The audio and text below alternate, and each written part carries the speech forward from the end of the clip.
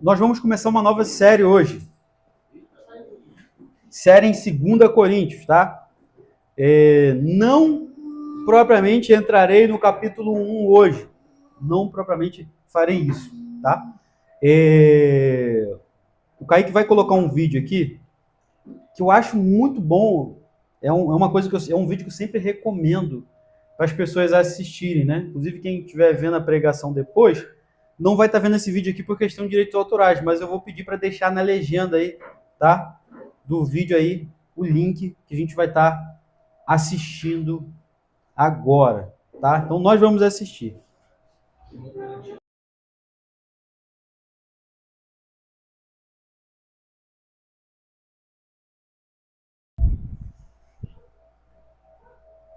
Muito bom. Bíblia Project. Tem inglês, tem português. Eu sempre recomendo.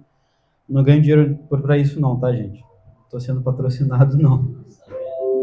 Mas coisa boa a gente tem que sempre, né, propagar para as pessoas. É muito bom.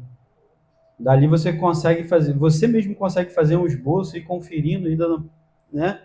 Pause ali, vai lendo porque ele divide em temas, aquilo que às vezes a gente tem lá no início da Bíblia de estudo, de cada livro, dividido por tópicos, ele consegue fazer através desse vídeo mais fácil ainda e mais claro ainda, né? Eu sempre recomendo, muito bom esse trabalho, esse projeto aí, eu acho fantástico, muito bom mesmo. Queria que fosse eu que tivesse desenvolvido. Muito legal mesmo. Gente, agora depois de assistir o vídeo, né? Vou ler apenas 2 versículos aqui do capítulo 1 de 2 Coríntios, tá? 2 Coríntios, capítulo 1, versículo 1.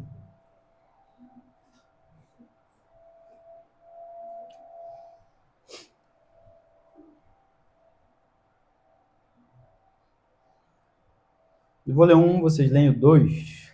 Vai ser só 1 e 2.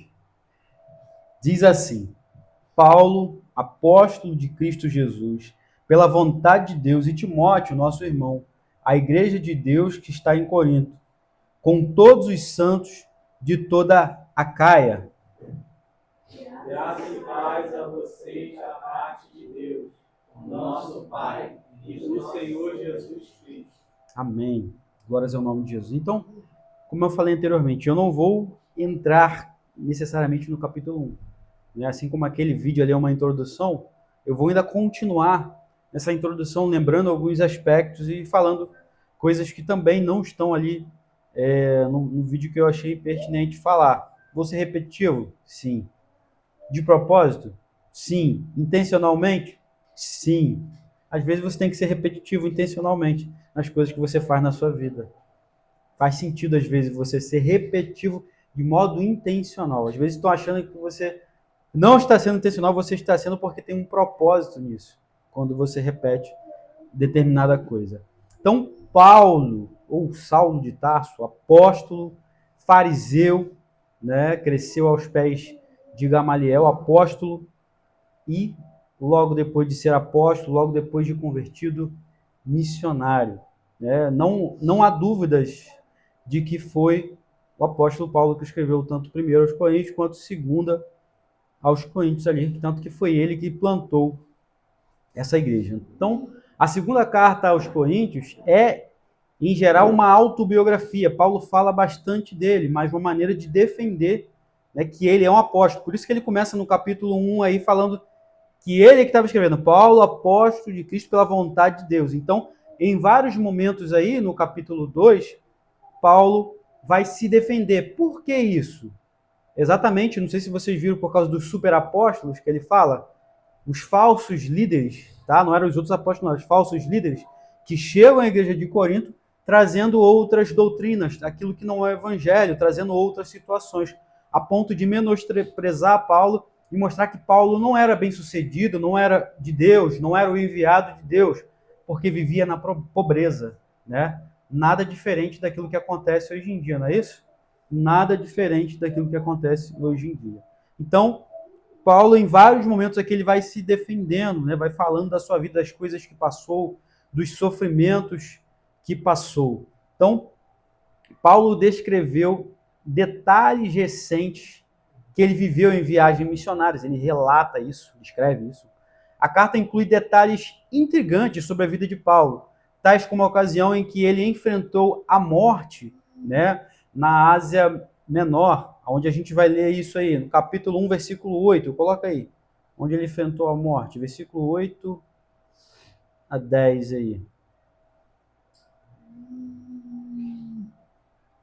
Irmãos, não quero que vocês desconheçam as tribulações que sofremos na província da Ásia, que foram muito além da nossa capacidade de suportar, a ponto de perdermos a esperança de escapar com vida. Olha só a questão dos sofrimentos que eles passaram, que ele passou ali, né, na Ásia, a ponto de achar que já estava perdido, achar que não tinha mais jeito para a vida dele. Então ele começa a relatar as coisas que ele passou. Versículo 9 ainda. Versículo 9 próximo, né? De fato, havia sobre nós a sentença de morte, para que não confiássemos em nós mesmos, mas em Deus, que ressuscita os mortos. Então ele estava, viram que estava uma situação tão terrível, né? De sentença de morte, mas não era para eles confiarem nele, para que se eles não passassem por ali, até mesmo se Deus quisesse, porque ele sabia o que eles podiam fazer, ressuscitá-los para que eles pudessem continuar e fizessem a obra de Deus. Então, para que eles tirassem a confiança dele, né? Paulo tirasse dele, enfim, de quem estivesse com ele. Versículo 10.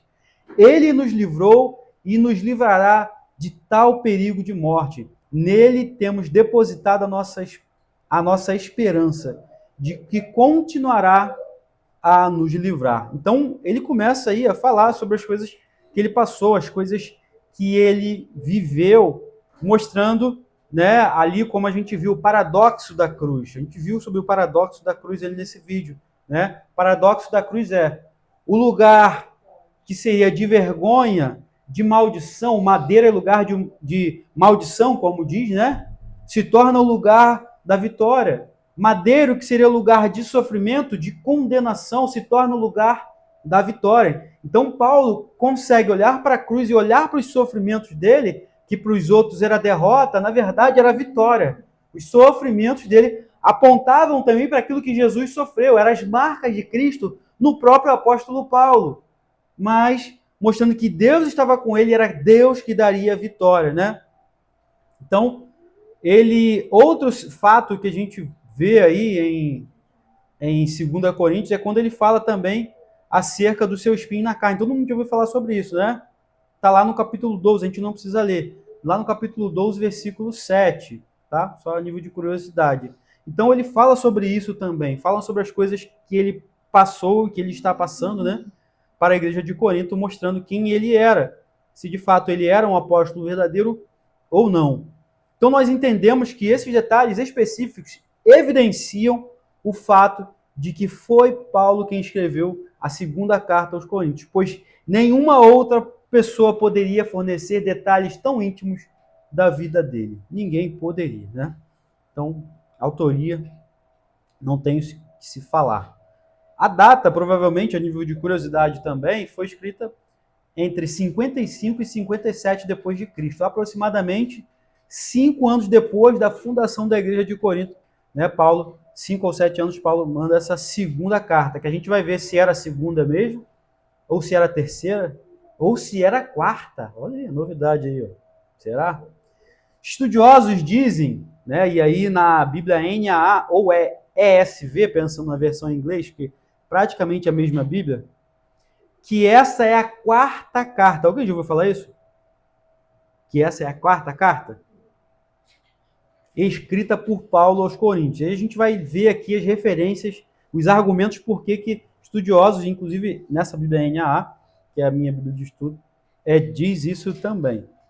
Em 1 Coríntios 5, vamos lá, 5, 9. Coloca aí, 1 Coríntios 5, 9. Segunda, perdão. Peraí. É a primeira mesmo, primeira. 1 5, 9, perdão. Primeira mesmo.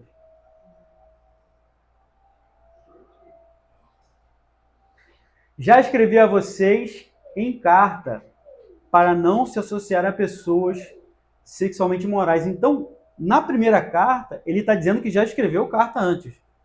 Então, como se a primeira Coríntios fosse a segunda. Né? Aqui a gente vê essa referência. Em 2 Coríntios, capítulo 2, versículo 3 e 4, ele menciona uma outra carta que escreveu com muitas lágrimas e angústia. 2 Coríntios, capítulo 2, 3 e 4. Vai lá.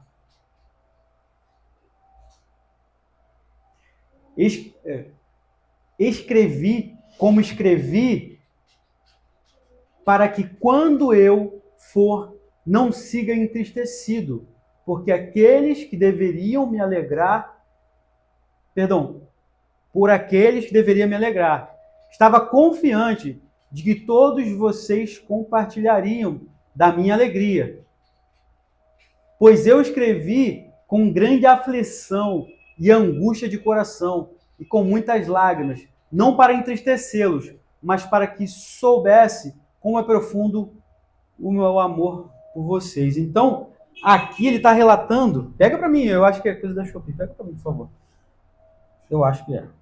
Então, aqui ele está relatando, dentro da carta de 2 Coríntios, que ele escreveu uma outra carta, que não foi 1 Coríntios, nem foi a outra. É como se, em 1 Coríntios, ele está falando que ele escreveu uma antes, aí ele escreve essa que a gente tem como 1 Coríntios. E depois, no meio do caminho, tinha outra carta, que ele está relatando aqui agora em 2 Coríntios, que ele escreveu uma outra antes dessa, né? Até aquilo que algumas pessoas vêm falar, a carta da angústia, ou a carta das lágrimas, ou a carta do choro. E agora, nessa carta, ele está relatando a outra carta que ele escreveu. Então, dá-se a entender, segundo os estudiosos, que, na verdade, existiam mais duas cartas que se perderam. E aí, a gente não sabe por quê. Mas sabemos que Deus deixou que chegasse essas duas aqui, para que pudéssemos estar lendo hoje nesse dia. Ok? Vamos falar sobre os temas ou o tema principal, o paradoxo da cruz, o sofrimento mediante a gloriosa redenção. Jesus, o Rei exaltado, glorioso, através do seu sofrimento na cruz do Calvário. Né? Esse é o tema central ou o tema principal aí da carta, a segunda carta aos Coríntios aí. Dentro disso, nós vamos ver a relação em que o sofrimento e o poder do Espírito Santo se aperfeiçoa por meio da fraqueza. A gente viu isso também no vídeo aí, né, mostrando, né, o apóstolo Paulo até fala aqui que na situação onde ele passa pela situação de achar que não tinha mais jeito, na verdade, era para que ele não confiasse em si mesmo, mas confiasse em Deus, né? Então, dentro disso, nós vamos ver a relação entre o sofrimento e o poder do Espírito Santo se mostrando através desse sofrimento, através das fraquezas do apóstolo Paulo. É interessante que no reino de Deus, a exaltação só vem por meio do sofrimento, olhando para a cruz. Gente, preste atenção numa coisa. Às vezes, se vamos falar sobre a questão de exaltação, você pensa que alguém tem que te exaltar, alguém tem que te gloriar. Mas a maior exaltação na minha e na sua vida é ser filho de Deus. Essa é a maior exaltação. Então, por isso que eu escrevi. É interessante que no reino de Deus, a exaltação só vem através do sofrimento. Não é que você está pagando preço para morar no céu, porque Jesus pagou o preço. Jesus sofreu para que nós pudéssemos entrar no céu. Tá? Então, é o reino de Deus de ponta cabeça. Tem um livro chamado, assim, eu botei aqui, mas tem um livro chamado Reino de Deus de Ponta Cabeça. É o reino que aquele que ganha a sua vida aqui na terra perde. E quem perde por amor a Jesus ganha a vida eterna. Esse é o reino de sofrimento, que para o mundo é sofrimento, que para o mundo é perda, mas na verdade é vitória, é vida eterna. É Deus nos chamando para caminhar, né, através de Jesus Cristo, através das marcas de Jesus Cristo. É Deus nos chamando para caminhar até a cruz de Cristo, sabendo que Ele já fez tudo aquilo que eu e você não podia fazer na cruz de Cristo. Cristo mesmo falou, não é? Quem quiser vir após mim, negue-se a si mesmo, tome a sua cruz e siga-me. Na cruz vemos o quanto Deus é justo. Sim. E não deixa nenhum pecado impune. Na cruz nós vemos isso. Custe o que custar, doa quem doer, a ponto de sacrificar o seu próprio filho. Então, Deus é tão justo que ele precisava punir o pecado. Precisava punir, não vai ficar nenhum pecado impune. E a maneira pela qual ele fez para que viesse nos salvar, para que viesse punir o nosso pecado, foi em Jesus. É uma frase que eu estou repetindo constantemente aqui, é que Deus tratou a Jesus na cruz como nós merecíamos ser tratados, para que pudéssemos ser tratados como Jesus merecia ser tratado. Fomos tratados, ou melhor, Jesus foi tratado na cruz como nós merecíamos ser tratados, para que pudéssemos ser tratados como Jesus merece ser tratado. Filhos, não indigno. Filho. Se hoje somos tratados como filhos, foi porque Jesus foi tratado como maldito na cruz. Foi por isso. A cruz revela o quão pecador nós somos, pois um inocente teve que morrer em nosso lugar. A cruz revela que todo e qualquer sofrimento hoje não se compara com a glória que há de ser revelada na eternidade. A cruz também revela o amor de Deus e o seu poder salvador através do seu Filho Jesus. É como se o próprio Deus, e é exatamente isso, o próprio Deus, indo até a cruz, mostrando como é o amor dele, mostrando quem ele é. Ele vai até a cruz através do Filho dele. Na cruz, vemos Deus encarnado, sofrendo na pessoa do seu Filho, o próprio Deus ali na cruz, na pessoa de Jesus. Na cruz, vemos que precisamos ter uma vida crucificada todos os dias. Também na cruz, vamos ver aqui Paulo fazendo uma defesa do seu apostolado. Perdão, também vemos aqui, não na cruz, mas também vamos ver aqui, né, continuando, Paulo fazendo uma defesa do seu apostolado, mostrando quem são os apóstolos verdadeiros e quem são os falsos, né? Por isso que a gente viu aí no vídeo falando sobre a questão dos superapóstolos, né? Que começam a rebaixar ele, denegrir a imagem dele e quase mostrando como se, olha, como é que o ministério do apóstolo, se fosse hoje em dia, né? Olha como esse ministério é fracassado. Olha, estão fazendo errado, olha, estão fazendo tudo errado. É por isso que não cresce, é por isso que não acontece nada. Estão pregando a palavra de um modo errado. Não tem dinheiro, não tem nada, né? Não tem nada. Quem é essa pessoa? Para que você possa dar ouvido. Não construiu nada, não é ninguém, não é nada. E está lá o apóstolo Paulo pregando a palavra de Deus e muitos por aí pregando a palavra de Deus de modo honesto, de modo correto. Mas as pessoas rejeitando porque estão ensinando uma coisa que não é o evangelho. E as pessoas se convertem a isso, não se convertem a Jesus, não. Muitas pessoas se converteram à promessa que foi feita a ela, não a Jesus. Tanto que quando vem as dificuldades, as pessoas, mas espera aí, foi me prometido isso, falou que ia acontecer isso, falou que ia acontecer aquilo, mas não é nada disso. Porque as pessoas não estão fundamentadas no evangelho. Muitas pessoas acreditam que o sofrimento é pecado, é porque você está em pecado. O sofrimento vem na minha, na sua vida porque você está em pecado. É porque não entregou o dízimo, é porque não fez um voto com Deus, é porque não entregou a oferta, é porque não entregou o seu tudo. Por isso que está sofrendo, por isso que estão acontecendo as coisas na sua vida. Então Paulo mostra aqui, né, esse paradoxo da cruz, esse paradoxo do evangelho, o reino de Deus de ponta cabeça. Eu lembro que a gente assistindo um filme aqui, eu sempre falo isso, o Quarto Sábio, né?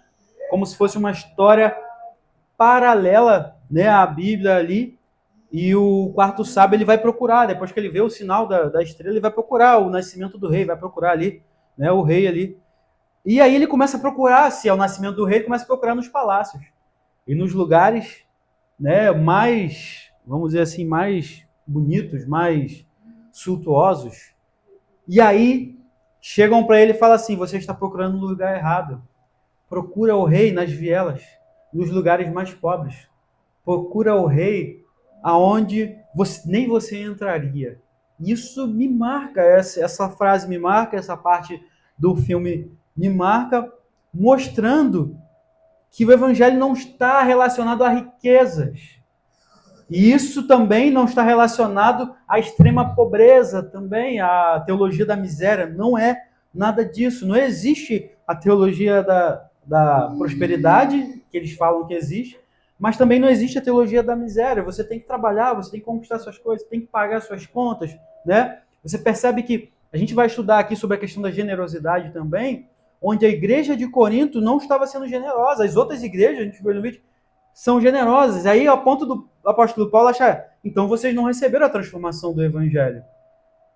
E a questão de ser generoso, se você tem, como é que você faz para ter? Tem que trabalhar. Você não pode viver de maneira ociosa. Para você contribuir com alguém, ou para você contribuir com sua própria casa, você tem que trabalhar.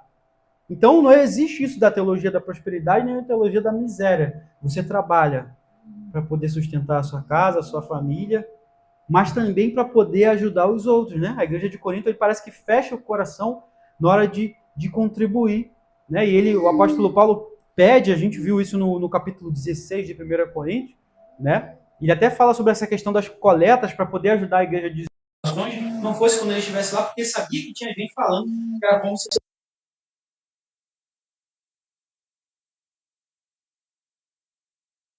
16. E agora no agora no 1 Coríntios, 2 Coríntios, ele volta a falar sobre esse assunto como se os irmãos da igreja de Corinto não estavam sendo generosos, né? E aí, por isso que eu entrei nessa parte da generosidade também, para poder falar. Para ser generoso também você precisa ter, porque também, se você não tem, você tem que receber. Às vezes as pessoas ficam lá e botam a faca no pescoço, você tem que dar, e a pessoa não tem, a pessoa de repente veio de longe, pagou a passagem para chegar lá e não tem, mas fez um esforçozinho para chegar e tá gente lá falando, né? Não é, irmã Gil? Dá seu dinheiro aqui, vai para casa a pé. Não é isso que falava para você lá? Uma igreja muito grande ali, uma catedral muito grande ali em Alcântara ali. Não vou falar o nome não, que você já sabe. Então, deixa o dinheiro aqui, vai a pé para casa, faz isso, gente. Jesus não estava ensinando isso. Você vê que uma das situações, até eu comentei isso na última pregação em 1 Coríntios, é que provavelmente a economia da igreja em Jerusalém entrou em colapso também, porque, como diz em Atos no capítulo 2, as pessoas vinham e depositavam tudo que tinham aos pés dos apóstolos. Só que se você está sempre depositando tudo que você tem, e você está vivendo para aquilo ali, vai chegar um momento que você não vai ter mais. Então não foi assim para sempre. Às vezes eu já vi uma igreja que eu era, um ex-pastor meu falou isso. Hoje a gente só faz 10%.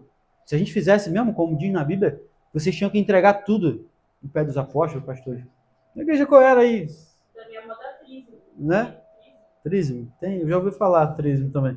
Então, só que aí eu falei, e tipo, eu ouvi esse texto, eu falei, gente, caramba, será que ele está certo? Eu estou errado? Eu falei, nunca parei para estudar isso.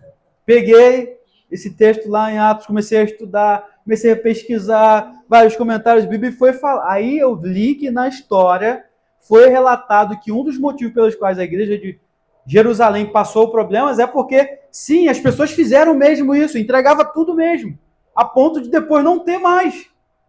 Fizeram erradamente. Mas por que fizeram assim? Achavam que Jesus fosse voltar logo ali naquela época. Fizeram isso. Né? E com o tempo, com o erro deles ali, eles aprenderam que não era assim. Eles precisavam ter uma economia saudável, saber administrar bem a igreja, o dinheiro, a sua casa e tudo mais. É interessante que esses dias eu vi, esse eu vou falar o nome, o David Leonardo falando num vídeo dele lá, que se o plano que você fez, aquilo que você planejou para fazer, se enquadra dentro do seu orçamento, não é de Deus. Ele fala isso, tem um vídeo dele falando isso no podcast aí. Ele fala, se os planos que você fez se enquadram dentro do seu orçamento, não é plano de Deus, é só seu. Ele quis dizer que tudo que a gente fizer tem que ter um milagre para poder ser de Deus.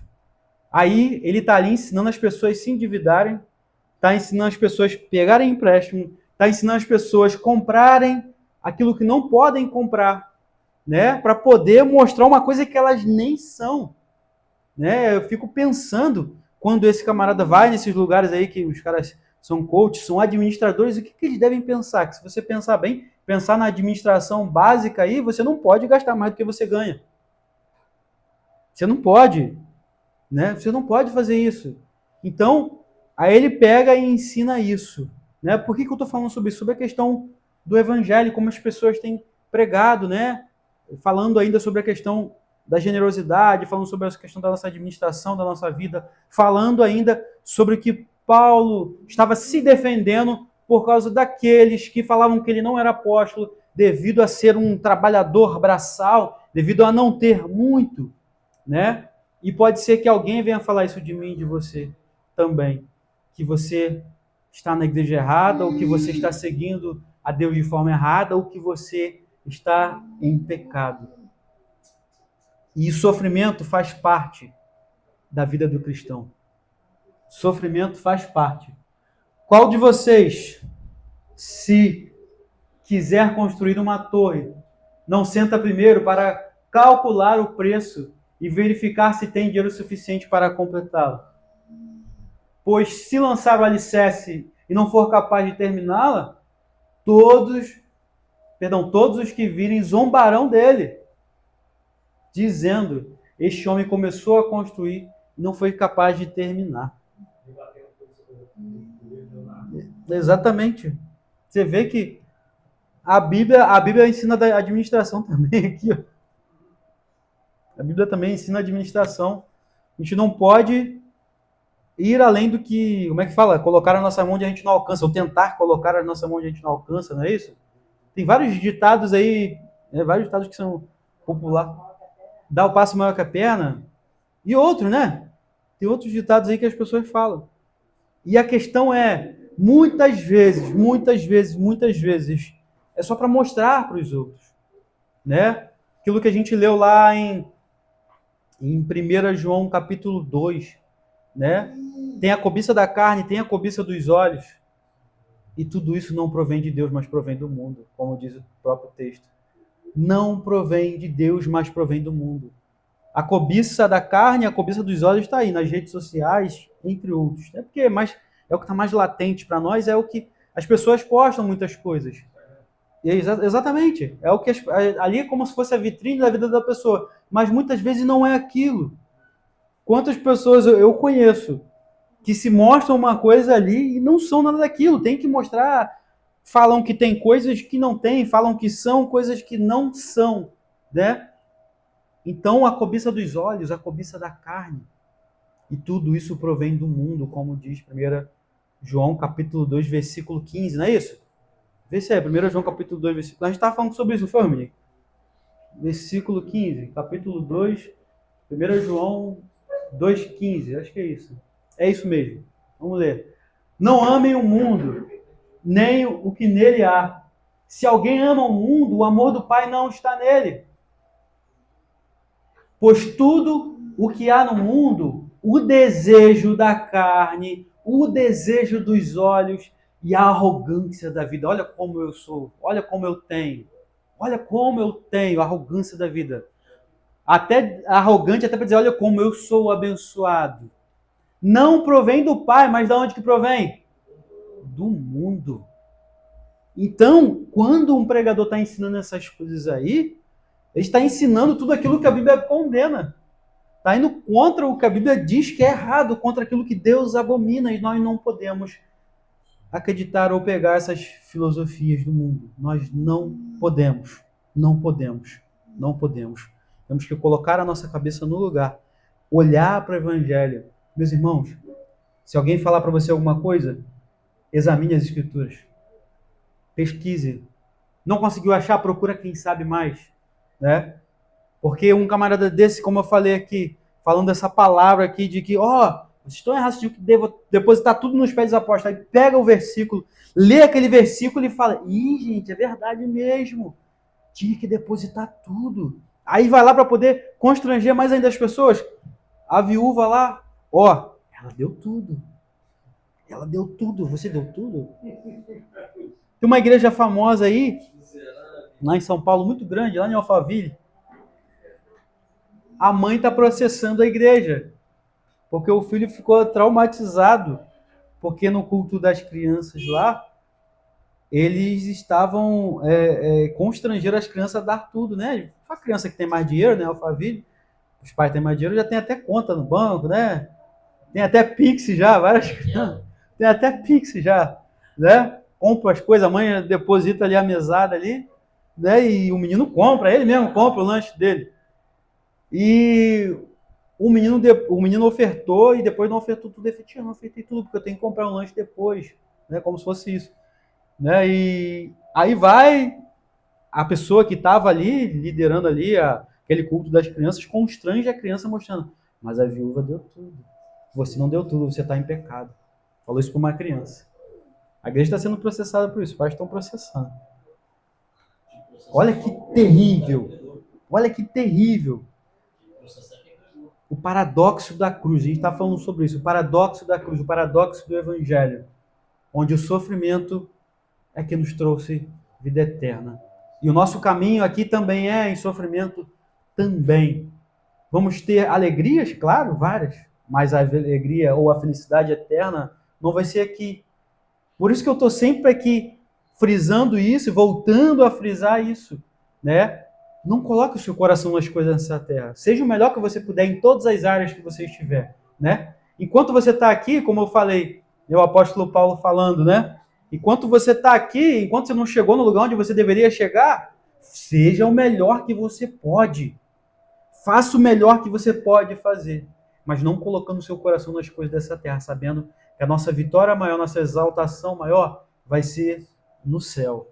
Porque senão você vai olhar aquele versículo sobre a questão daquele que se humilha será exaltado, e aquele que se exalta será humilhado. E você vai ficar como aquele meme. Deus, mas nunca chega essa hora dos humilhados ser exaltados? Tá difícil, Senhor.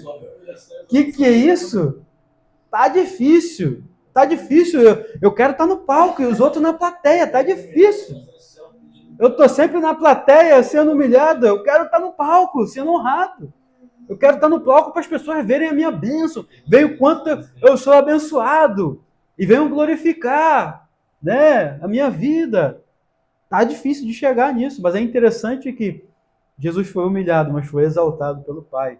E por mais que você está sendo humilhado, sim, pelos homens, por tudo que tem acontecido, meu irmão, minha irmã, aguarda o momento da exaltação eterna.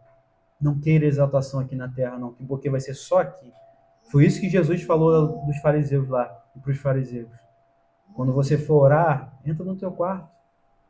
Ora em secreto. Ele vai falar, não seja como os fariseus que oram no canto das praças. Não é isso? Oram no canto das praças para ser visto, reconhecido pelos homens. Aí vai falar o texto que eles já receberam a glória deles, que é o reconhecimento dos homens. É a glória dos homens confessando. Olha como oram bonito, olha como são, né, espirituais. Olha como falam bonito. E não que você não tenha que aprender a falar bonito, não é isso. Mas a questão é que fala sobre a questão do hipocrisia dos fariseus. Eles mostravam uma coisa que eles não eram. E aí ele fala, ora a seu pai em secreto, e ele vai te recompensar. Então a maior recompensa, a maior exaltação é que vem de Deus para você na eternidade. Você já está sendo recompensado, nem está percebendo, ou está percebendo, porque você já é chamado de filho. Você já está ligado ao Pai novamente. Você já está ligado ao Pai novamente e já vive aqui, sabe, vamos dizer, os fragmentos do reino. Você já vive aqui. Essa paz que excede todo entendimento, onde Deus coloca o Espírito Santo dele dentro de nós, já são fragmentos do reino. E você já está começando a receber essa exaltação. Só que você precisa olhar de maneira espiritual, olhar para a Bíblia, olhar para Jesus, olhar para os pregadores, né, que a gente vê na Bíblia, os missionários, os profetas que vieram antes de nós. Olhar para a vida deles e ver como foi a vida deles. Aí você vai ver, caramba, então comparado até esses sofrimentos, eu não estou sofrendo nada. Comparado a essas humilhações, eu também não estou sendo humilhado em nada. Eu sei, meu irmão e minha irmã, eu não estou falando que você não tem as suas dores, Não estou falando que o que você passa não é nada. Não é isso que eu estou querendo dizer. Não é dessa maneira. Né? Como é que eu posso dizer? Eu esqueci a palavra que eu usar agora. Não estou desmerecendo isso, desmerecendo o que você está passando. Não estou dizendo isso. Né? Como se eu tivesse aqui, vive aí, tem que sofrer mesmo. Não estou falando isso. Não estou falando isso. Mas no momento dos sofrimentos, você tem que olhar para a cruz, olhar para Jesus, olhar para o Evangelho. Que aí você vai sentir consolo. Você vai sentir o amor de Deus. Você vai ser consolado, trazendo à memória o que traz a esperança. Que a palavra de Deus fala de mim e de você. Eu sei que por várias vezes a gente olha para a situação que a gente está vivendo e acontece uma coisa, e de repente acontece outra, e acontece outra, e acontece outra, e você, meu Deus, Jesus, que é isso? Eu achei que fosse acabar aqui. Já aconteceu outra coisa. A ponto de você, acho que não era nem para me ter saído de casa hoje. Meu Deus, aquele dia que acorda cedo, eu, por exemplo, vou dar um exemplo, eu acordo cedo, 5h30 da manhã para ir trabalhar, meu trabalho é 8 horas da manhã, só tem que estar lá em Maricá, 8 horas da manhã, acordo 5h30 para fazer minha marmita, ou ajeitar as coisas, meu lanche e tal, de 2 dias, pã, tal, sei lá o que, pá. Aí, de repente, caramba, dá vontade de ir no banheiro, já me atrasa. Jesus, quando eu tava para sair de casa, Jesus, tem que ir no banheiro. Estou aqui fora, meu Deus. Volta. O carro está na rua, volta. Aí quando você volta, olha como aconteceu esse dia comigo aí, o pneu tá furado. Meu Deus! Acho que hoje não era para mim ter saído de casa, não. Acho que todo mundo já passou por coisa desse tipo, não já?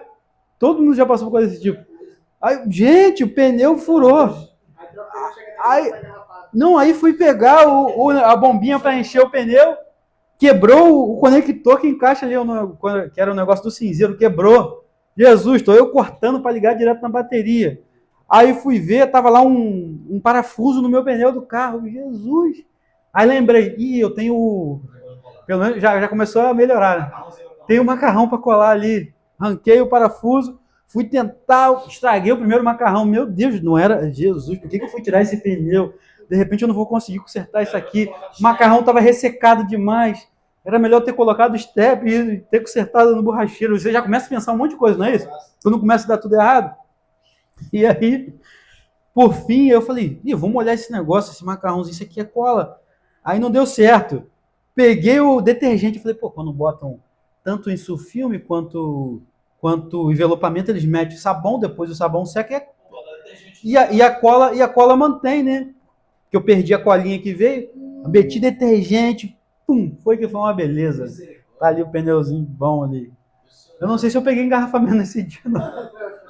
Eu não sei se peguei engarrafamento, mas eu acho que eu cheguei lá no trabalho e não tinha vaga para me estacionar. Eu acho que nesse dia. Aí é uma série de coisas que você pensa, gente, o que está acontecendo? O que está acontecendo? Será que é só comigo? De repente você se identificou comigo aí, né? De repente você pensa, o pastor não passa essas coisas que eu passo, não. Aceitei a Falei. A primeira corrida. Aí fui buscar ali no canto. Eu tô chegando, o caminhão veio, já soltar tudo. Eu, pra que eu vim pegar essa me acusaram esses dias, falou que o pessoal lá mais quanto, são muitos acidentes que durou muito tempo. Aí você começa a refletir. Mas você precisa caminhar mais que Jesus, hein? Você sabe Às vezes é um aviso de Deus, tá me dando para não sair dentro de casa. Nesse caso ele não foi, não. Eu fui contornando todos os problemas para chegar no trabalho. Geralmente, para ir para o trabalho é mais coisa nossa, para não ir trabalhar. É mais coisa nossa. É mais coisa nossa. Aí já estava atrasadona e eu a pé. Aí eu tirando meio também, quer saber, vou lá para casa. Aí voltei. Voltei para casa e aconteceu alguma coisa comigo, eu botei aqui numa mente penal, porque agora coisa aconteceu. Léo, pastor, quer conhecer se o crente está em pecado, olha a vida dele, lembra? É verdade. Olha a vida dele, se estiver na miséria que está... É verdade. Falavam muito isso mesmo. Falavam muito isso aí mesmo. E às vezes vem situações de que você não tem o que fazer, você já fez o seu melhor possível e, sei lá, você não está conseguindo. Existem situações de que, vamos dizer, a gente pode ter procurado para nós, sim. Existem situações, né? Como você vai ver Paulo falando, se eu não me engano, essa igreja, não lembro agora, a igreja agora, mas ele falando sobre os ociosos, né? A pessoa não estava querendo mais trabalhar porque Cristo viria naquele momento. Então, se for por eu estar sendo ocioso, estou, né, fazendo a minha família passar situações porque eu estou ocioso, é culpa minha mesmo. Estou passando por isso mesmo, negligência mesmo, sim. Mas se não, você está fazendo aquilo que é correto, já fugiu do seu controle. Então, continua, não para. Você só não pode desistir. Continua. Não fique deitado em berço esplêndido. Segue. Segue. Exatamente. Exatamente. Então, é verdade. Vão acontecer várias situações, sim.